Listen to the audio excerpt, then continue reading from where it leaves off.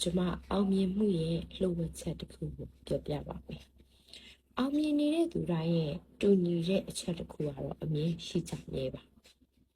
။အဲ့ဒါဘာလဲဆိုတော့အောင်မြင်တဲ့သူတိုင်းဟာသူတို့ရဲ့ mind ဆိုတဲ့အရာကိုသူတို့လိုချင်တဲ့ programming အတိုင်းရိုက်သွင်းထားတတ်ပါတယ်။